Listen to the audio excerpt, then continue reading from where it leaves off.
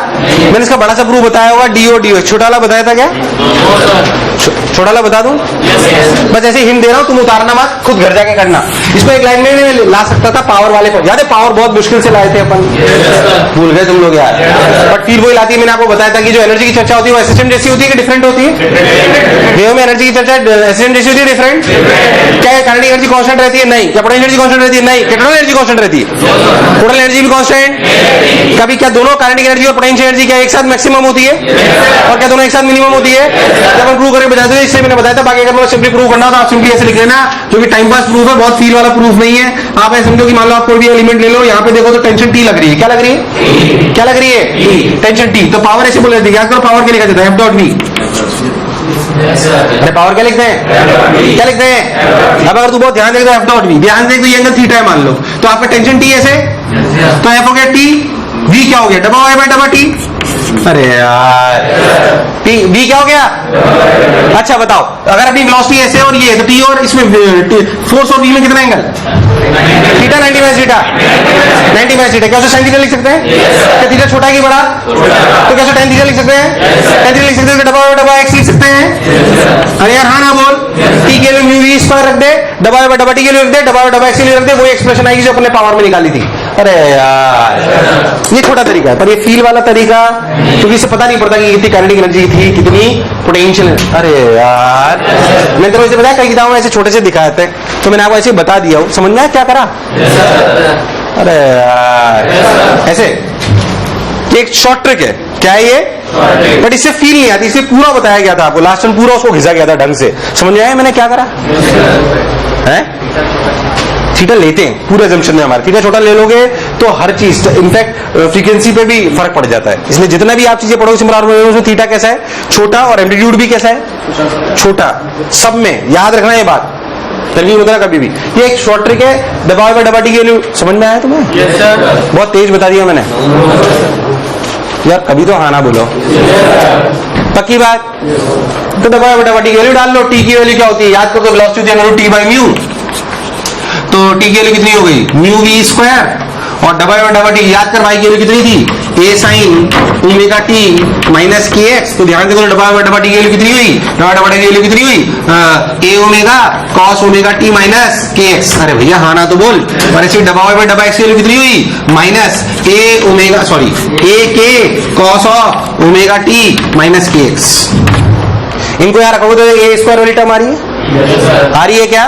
के को क्या रख सकते थे? Omega by V. क्या रख देंगे? ओमेगा। देखो ओमेगा ओमेगा ओमेगा स्क्वायर हो जाएगा। क्या ओमेगा स्क्वायर को 2 पाई एफ रख सकते हैं? क्या रख सकते हैं? 2 पाई एफ। इसके साथ जो एक वी आएगा वो एक टी के म्यू वी स्क्वायर से देख आता है, एक्सप्रेशन आता नजर आ रहा है। 4 pi square A square F square mu V cos square omega T minus X, जिसमें कॉस स्क्वायर का एवरेज आ जाएगा हाफ। कितना आ जाएगा? तो इंस्टेंटेनियस पावर आ गई, कोई बुराई वाली बात। याद कर, तो इतना जोड़ के हम पावर लाए थे, वो एक लाइन में भी ला सकते थे, इसमें कोई शक वाली बात। बट ये फील नहीं लाता, इसलिए इसको बाद में बताया जाता है। कोई इसलिए बता देते कि भाई कोई कहीं पढ़ ले तो बोले सर इससे छोटा भी होता है, छोटा हमें भी आता है, बट फील पहले वाले में थी। वो काइनेटिक एनर्जी भी ढंग से बताता है, पोटेंशियल एनर्जी भी ढंग। तेज हो गया? समझ आया? एकदम पक्का? तो इंटेंसिटी की चर्चा थी। पावर के बाद अपने इंटेंसिटी की भी चर्चा कर ली थी बहुत शानदार तरीके से। अब बेसिकली हम चर्चा करते हैं, ध्यान से देखें एकदम। चाहो तो इसे उतार लो और आगे बढ़ो, इसे उतार लो और आगे बढ़ो। Shortcut method for power, shortcut method for power.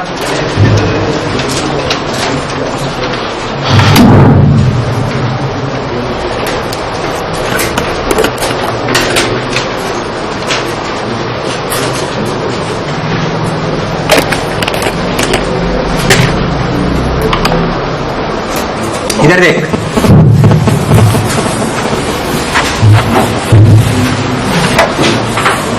हाँ भाई, सुपर पोजिशन क्या चीज? एक्चुअली आप एक बात समझो कि मान लो दोनों साउंड सोर्स हैं। क्या है ये दोनों?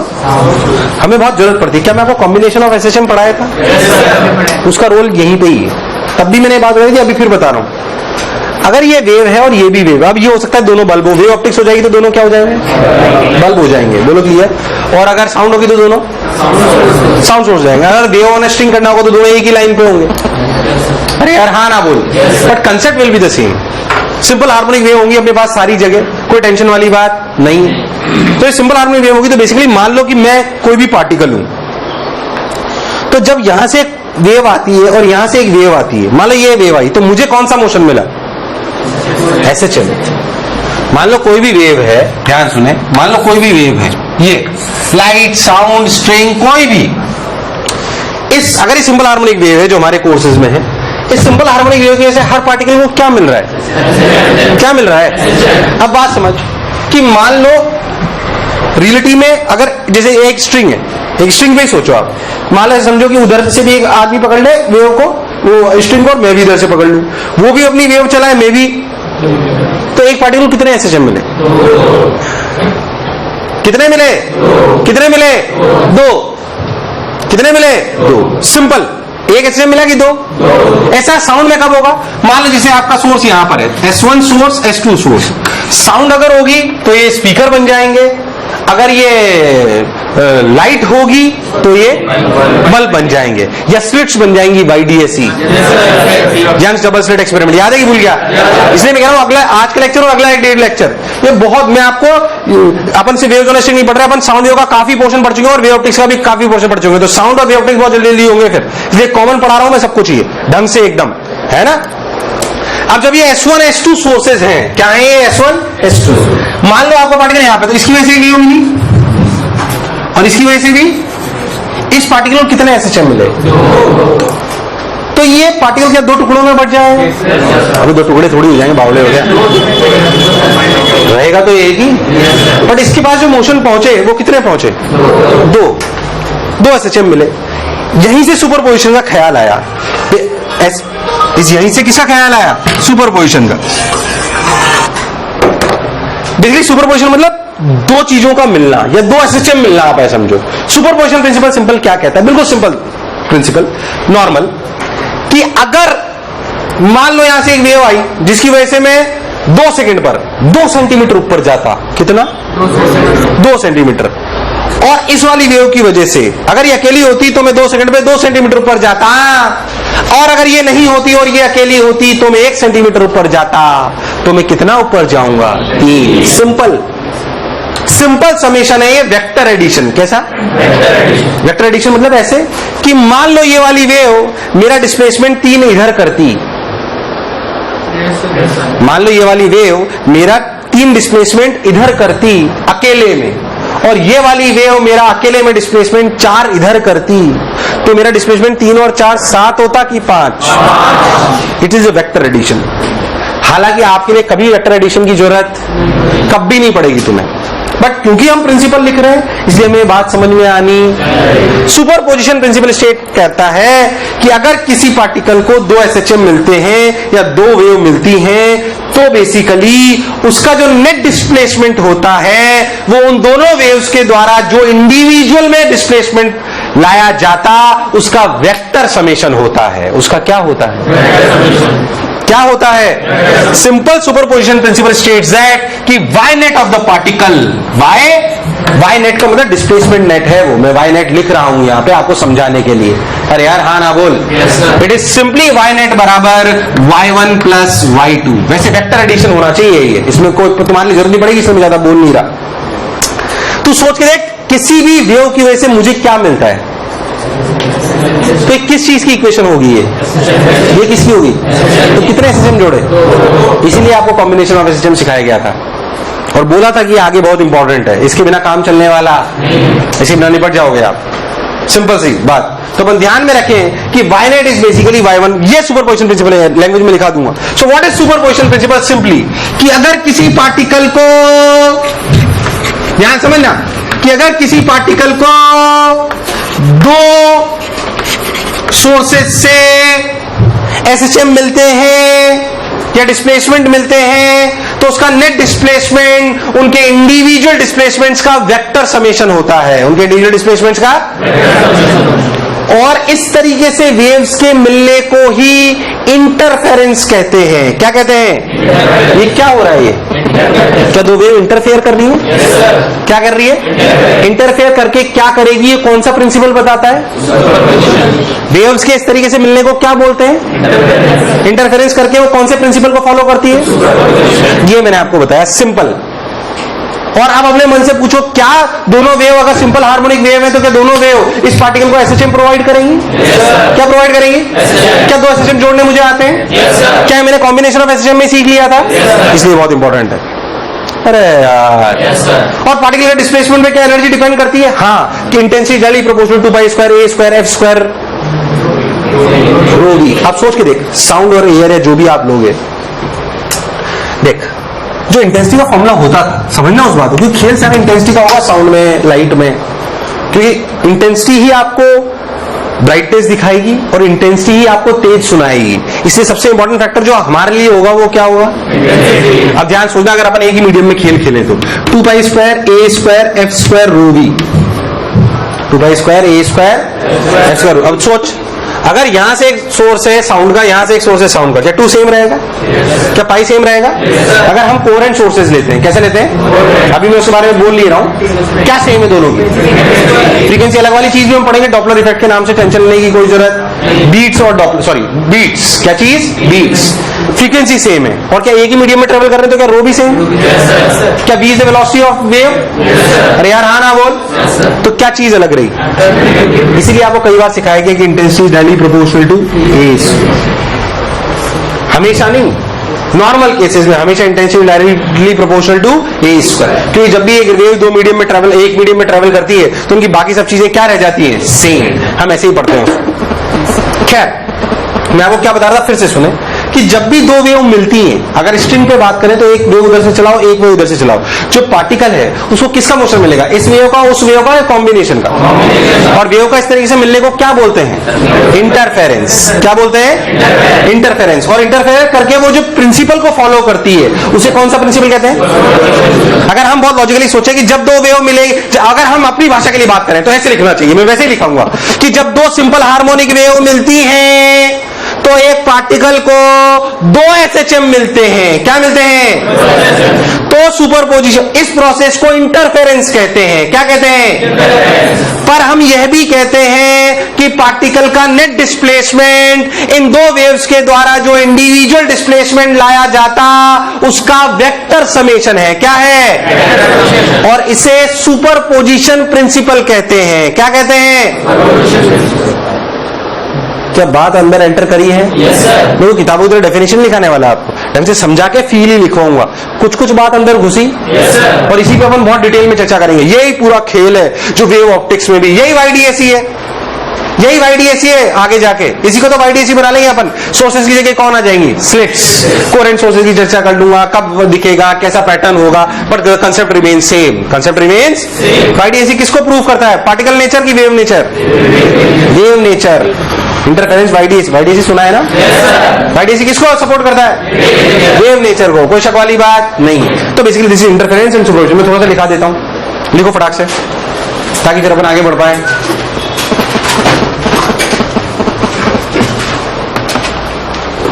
सताते थोड़ी सी पागल हो जाओ।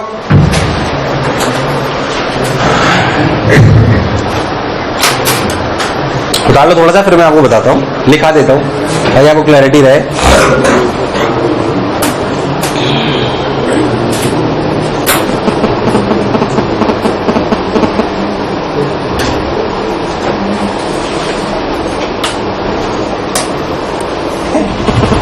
तो उसे इंटरफेरेंस कहते हैं। जब दो वेव मिलती है तो उसे इंटरफेरेंस कहते हैं। जब दो वेव मिलती है तो उसे इंटरफेरेंस कहते हैं। क्लियर है?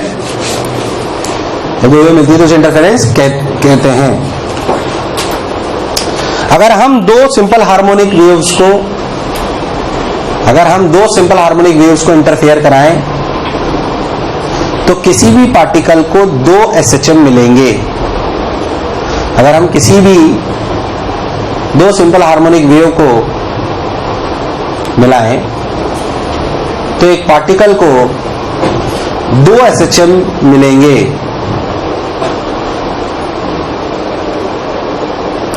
दो SHM मिलेंगे, 2 SHM मिलेंगे।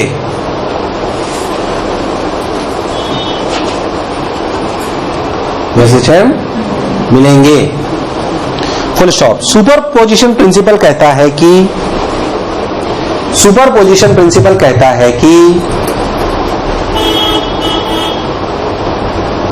सुपरपोजिशन प्रिंसिपल कहता है कि किसी भी एक पार्टिकल का नेट डिस्प्लेसमेंट, किसी भी एक पार्टिकल का नेट डिस्प्लेसमेंट वेव्स के वेक्टर समेशन के बराबर होता है। इंडिविजुअल वेव्स के वेक्टर समेशन के बराबर होता है। पूर्ण विराम। अब मेरे पास दो वस्तु स्थिति है कि मैं एक बार सिर्फ स्ट्रिंग वाला वेव में घुस जाऊं या एक कॉमन सेगमेंट पढ़ाऊं। मैं कॉमन सेगमेंट पढ़ा रहा हूं आपको। 11वीं होती तो शायद ऐसे नहीं पढ़ाता। 13th है, तुम लोग इंटेलिजेंट हो, समझ सकते हो क्या? इसलिए हम पूरा सिनेरियो समझ के उसे समझेंगे तो हमें ज्यादा फील आएगी, इसलिए। या कईयों की फील गायब भी हो सकती है। खैर, अपन एक बात बहुत अच्छे से समझें कि मान लो एक सोर्स यहां पे है और एक सोर्स यहां पे है। मान लेते हैं, it is very much clear कि मान लो कि इसकी इक्वेशन है A1 sin omega T minus KX1, या प्लस ले लो, जैसे लेना ले लो, KX, और इसकी इक्वेशन है A2 sin omega T plus KX। मैंने दोनों का क्या सेम लिया? ओमेगा। अगर आप ओमेगा डिफरेंट ले लोगे तो प्राण प्रखेर उड़ जाएंगे। हालांकि ऐसी बात हम करेंगे बीट्स में। किसमें? जिसमें फ्रीक्वेंसी डिफरेंस रहता है। ऐसे सोर्सेस, इन सोर्सेस को कहते हैं कोहेरेंट सोर्सेस। क्या कहते हैं? Coherent sources. अभी और भी उसके बारे में समझा दूंगा मैं आपको। रिलेटिव में इसको आगे ले जाता हूं और टफ कर लेते हैं। डरना मत। फिर कह रहा हूं सारे चैप्टरों के लिए कॉमन सेगमेंट I2। ये एक वेव इक्वेशन है, ये एक वेव इक्वेशन है जो सोर्सेस से जनरेट हो रही है। मान लो कि आपका पार्टिकल यहां पर है, इस जगह पे। अब लाइट सोर्स भी हो सकते थे, साउंड सोर्स भी हो सकते थे, स्ट्रिंग की वेव भी हो सकती थी, वॉट एवर इट इज। मान लो यहां से दूरी थी x1, वहां से दूरी थी x2। ये किसकी इक्वेशन है? वेव की, SHM की? सोच के बोल। किसकी है? किसकी है? वेव की। बहुत बढ़िया साहब, ये वेव की इक्वेशन है। इस वेव की वजह से इस पार्टिकल को क्या मिला? उसकी इक्वेशन क्या है? A1 sin omega T plus KX1 plus phi1। Yes और नो? इस वेव की वजह से इसे क्या मिला? SHM। कितना? A2 sin omega T plus KX2 plus phi2। अब सुपरपोजिशन प्रिंसिपल क्या कहता है? क्या कहता है? क्या इन दोनों का सिंपल समेशन? ये y1 है और ये, और ध्यान से सोचो तो y1 plus y2 is basically addition of 2 SHMs। Wave से पहुंचे SHM पे, 2 मिले SHM, उनको जोड़ा तो कॉम्बिनेशन ऑफ SHM जो तुम्हें आता है। बोल यस और नो? सुपरपोजिशन प्रिंसिपल कहता है कि इस पार्टिकल का नेट डिस्प्लेसमेंट होगा तो सिंपली इन दोनों का समेशन होगा A1 sin omega T plus KX1 plus phi1 plus A2 sin omega T plus KX2 plus phi2। ये वेव्स की इक्वेशन है कि SHM की? ये किसकी इक्वेशन है? SHM की। वेव से चालू हुए थे, पर अगर एक पर्टिकुलर पार्टिकल पे पहुंच गए तो वो SHM बन गया। क्या बन गया? फिर और सुपरपोजिशन ने कहा कि नेट डिस्प्लेसमेंट दोनों का समीशन होता है। कोई बुराई वाली बात? लिख दिया भाई साहब। अब याद कर ऐसे 2 SHM को जोड़ने का तरीका याद कर। क्या था? तू बताएगा, मैं नहीं बताऊंगा। जब इनकी डेट इक्वेशन लिखी जाती थी तू बताएगा? भूल गया तू भाई। क्या मेजर बात थी? एम्पलीट्यूड। मेजर बात क्या था? क्या शॉर्ट ट्रिक कहती थी कि इन दोनों को क्या वेक्टर एडिशन, क्या A1 A2 को वेक्टर मान लो? A1 A2 को क्या मान लो? अच्छा, किसको A1 मानो? अपन मान लेते A1 वाला ही छोटा है कैलकुलेट, क्योंकि हमें पता नहीं है, हमें सारी बातें याद है। सब कुछ लिखा था हमने, दोनों टर्म साइन में होनी चाहिए, बीच में प्लस होना चाहिए, ओमेगा टी कट जाना चाहिए। A1 वो होता है जिसका फेज, सब लोग भूल गए, तुम लोग याद है कि भूल गया? कॉम्बिनेशन आपको ढंग से पढ़ाया गया था, कोई बुराई वाली बात? शॉर्ट ट्रिक लिखी गई। अब A1 A2 को वेक्टर की तरह ले लो। ये A1 और ये A2।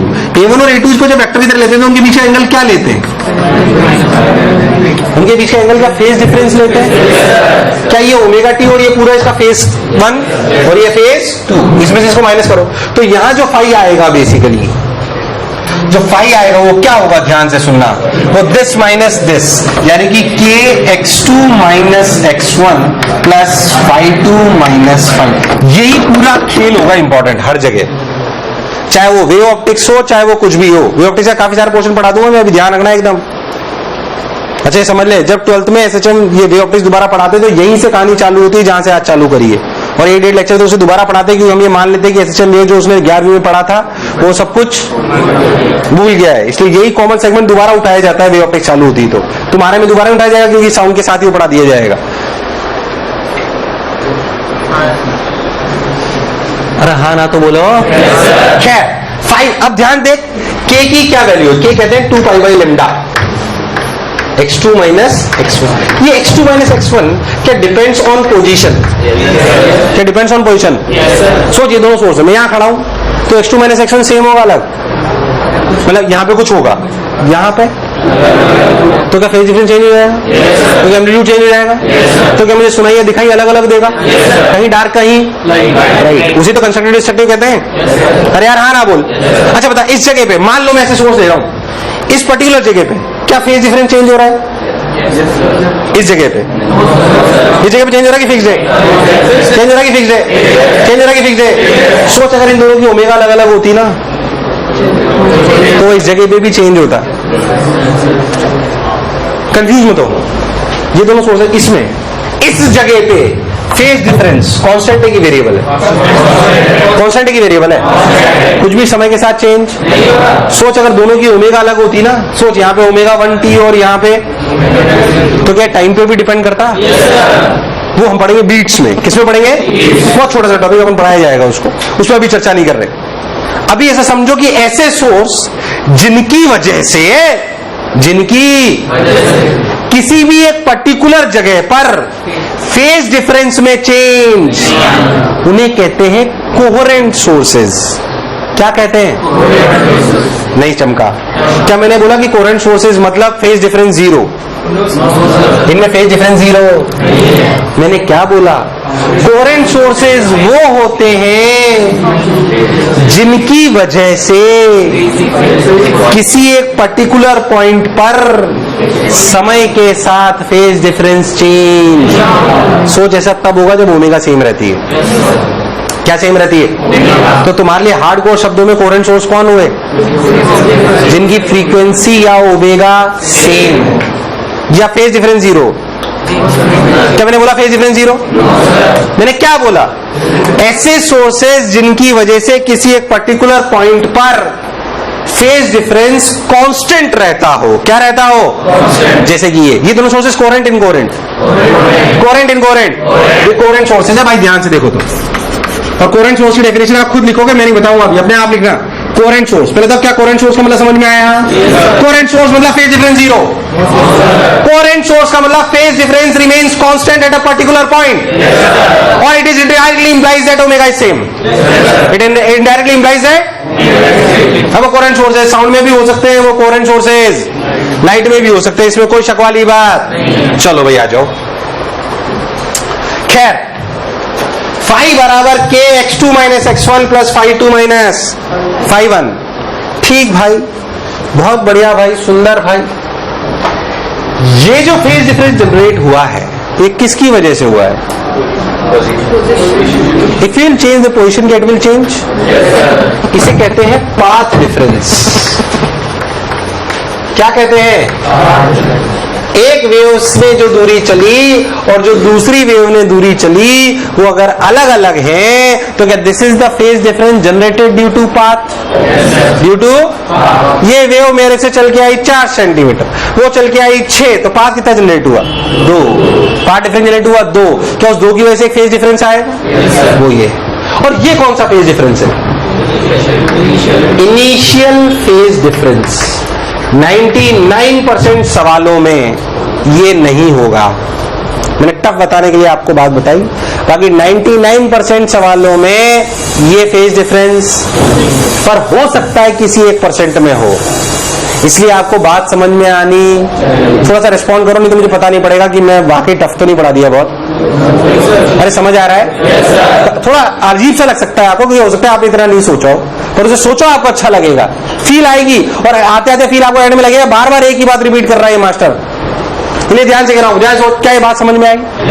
2 pi by lambda into delta X, 2 pi by lambda into delta X is the phase difference generated due to path difference of what? 2 waves reach to a point, and this is the initial phase difference between the waves, but 99% सवालों में आपको मिलने वाला, इसलिए आपको सिर्फ इसी से मतलब रहता है। अच्छा, why phi is so much important? क्योंकि phi ही वो होगा जो a net लाएगा। कौन लाएगा? क्योंकि a net का फॉर्मूला क्या है? Under root of a1 square plus a2 square plus 2a1 a2 cos phi। क्या ये cos phi का जो phi है, क्या वो ही a net? यार तुम्हें नहीं आया। And a net is why important? Because I net is proportional to a net, और ये I net ही हमें सुनाई और दिखाई देने में, या वेव में, अब स्ट्रिंग की वेव में डिस्प्लेसमेंट दिखाता है। बोल यस और नो। यार तुम्हें नहीं आया, इसलिए ये बहुत इंपॉर्टेंट है। ध्यान सुनना, सोच, सबसे इंपॉर्टेंट कौन है? इंटेंसिटी। कौन है? इंटेंसिटी। चाहे वो स्ट्रिंग ऑन अ वेव हो, चाहे वो साउंड वेव हो, चाहे वो, अब intensity depends on amplitude, amplitude depends on phi, phi depends on path, phi depends on and path depends on phase difference. So क्या the most important thing is to calculate phase difference? Yes, sir. वो नहीं आएगा तो amplitude नहीं आएगा, amplitude नहीं आएगा तो इंटेंसिटी नहीं आएगी, इंटेंसिटी नहीं आएगी तो आपसे सवाल नहीं होंगे, क्योंकि सारे सवाल इंटेंसिटी पे बेस्ड होते हैं, क्योंकि सारे सवाल साउंड वेव और मैक्सिमम सवाल इंटेंसिटी पे बेस्ड होते हैं। तो आपको क्लैरिटी होनी, वरना आप सन्नाटे में चले जाओगे। कंफर्म? एक मिनट, क्या मेरी बात कुछ अंदर घुस रही है? yes, या अजीब लग रही है? अरे घुस रही है एकदम पक्का? yes, अच्छी बात। चलिए उतारो, 15 मिनट और पढ़ाऊंगा। किसी का पीरियड है इसके बाद?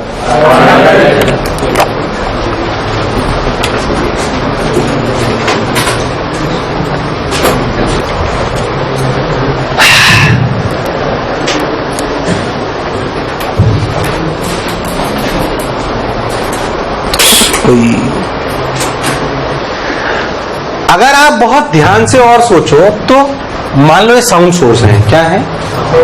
Sound source. क्या है? तो जो इंटेंसिटी का फॉर्मूला था वो क्या था? ध्यान देख, 2 pi square a square f square rho v। क्या rho is density of air? क्या दोनों के लिए सेम? क्या velocity of wave also sound की दोनों की एयर में सेम? फ्रीक्वेंसी दोनों की? तो अलग क्या है? एम्पलीट्यूड। क्या है? एम्पलीट्यूड। ध्यान से सोचो तो इस सोर्स की वजह से जो इंटेंसिटी I1 आई और इसकी वजह से जो इंटेंसिटी I2 आई, इसकी वजह से जो इंटेंसिटी I1 आई और इसकी वजह से जो इंटेंसिटी I2 आई, वो I1 बेसिकली था क्या? K A1 square, K some constant, K some. ऐसे I2 क्या था भाई? K A2। और I नेट क्या हुआ भाई? K A net square. नहीं आया? अरे नहीं आया? अरे नहीं आया? अब यहाँ रख दो, मैं गड़बड़ तो नहीं कर रहा। ध्यान सुनना, A net square equal to A1 square plus A2 square plus 2A1 A2 cos phi plus 2A1 A2 cos phi। क्या A नेट स्क्वायर को लिख सकता हूं K I नेट?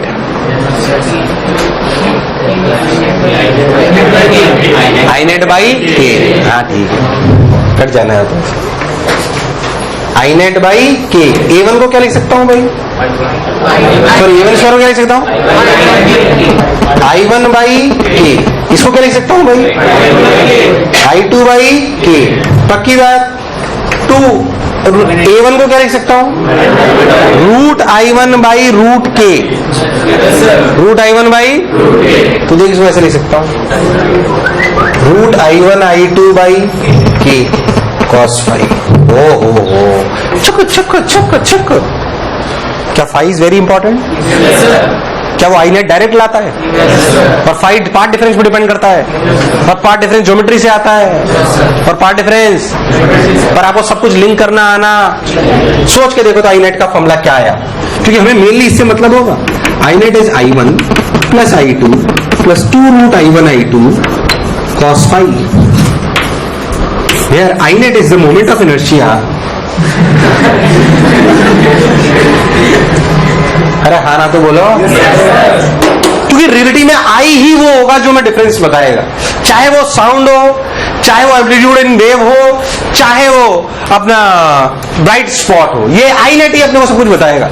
और I net is related to phi and phi related to part difference and part difference related to waves. अरे यार हाँ ना बोल कि वो कहां कहां पे सोर्सेज रखे गए थे। पहले तो जो बोला चमका, यार मुझे लगा नहीं तुम्हें आया नहीं आया, उतार। फिर आगे बढ़ते हैं, देख अच्छा लगेगा। बोलो यहां तक क्लियर है?